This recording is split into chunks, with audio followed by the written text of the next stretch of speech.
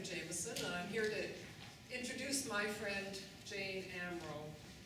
So Jane and I have been friends since we were 7 years old. We grew up together in a town in northwestern Quebec called Miranda.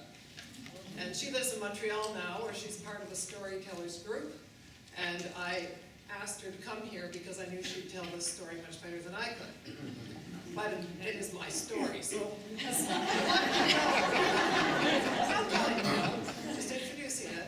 As a lot of you know, I'm a geologist. Geologists love to tell stories about their encounters with bears. And this is my most frightening bear story.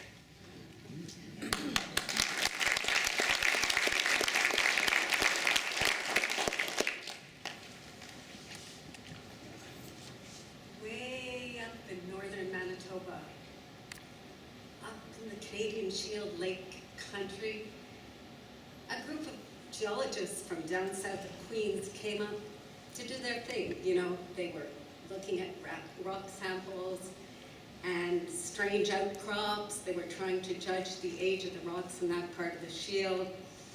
Maybe they were digging into the rivers and the lakes for sediment and bits of pebbles to see what kinds of ore were there.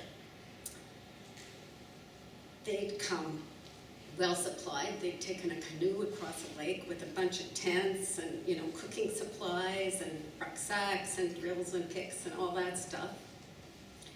They were used to the woods. It was a 4-person expedition. There was Ed, the leader, chief geologist, and there was Peter, his assistant, and then there was Heather, our fellow chorister, and my best friend, and there was also Joanne, who was a research assistant, and they had 6 tents.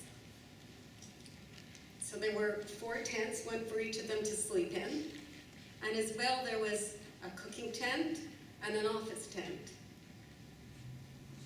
So they set up.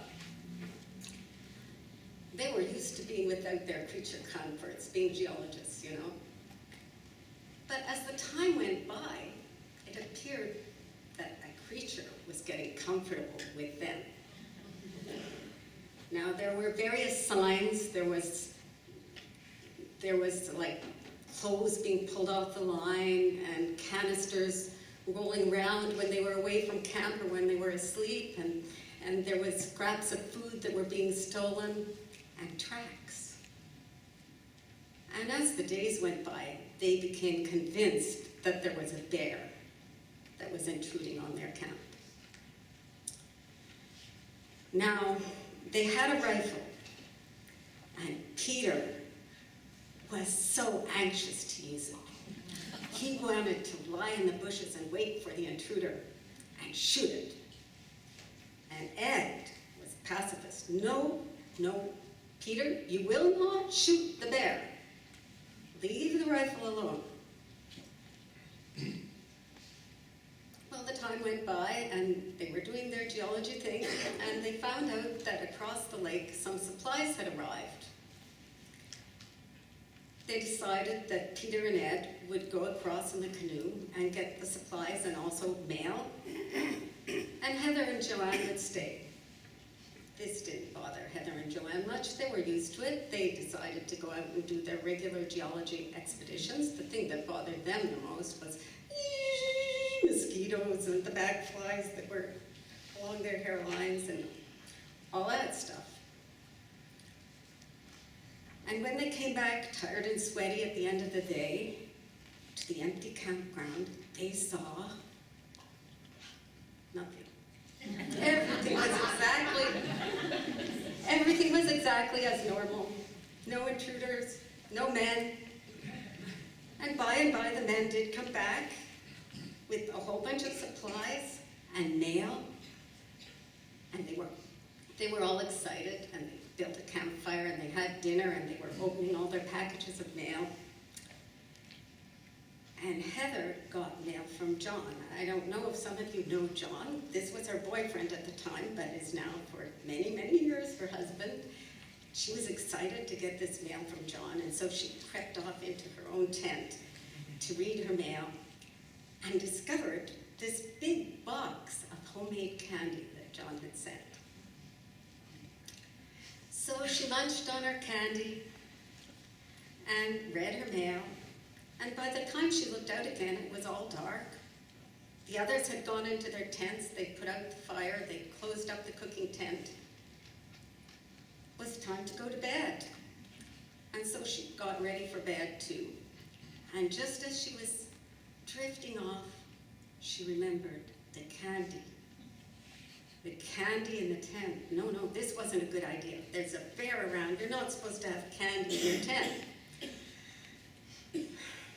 So she pulled a big coat over her nightgown and boots, and she trudged out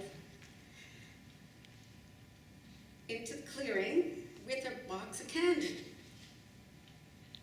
She was halfway to the cooking tent when she heard the rustling. Over there on the right, there was a shadow, a big shadow, and it seemed to be coming towards her. And Heather was horrified. Like, what had she done to go out without a flashlight, without a weapon, with a box of candy in the night with a suspicious bear around? Should she scream? Would she have time even to scream and rouse the others? And then it was coming at her. And it was right there in front of her, this big bulky thing, and a sudden flash of light. There was Peter.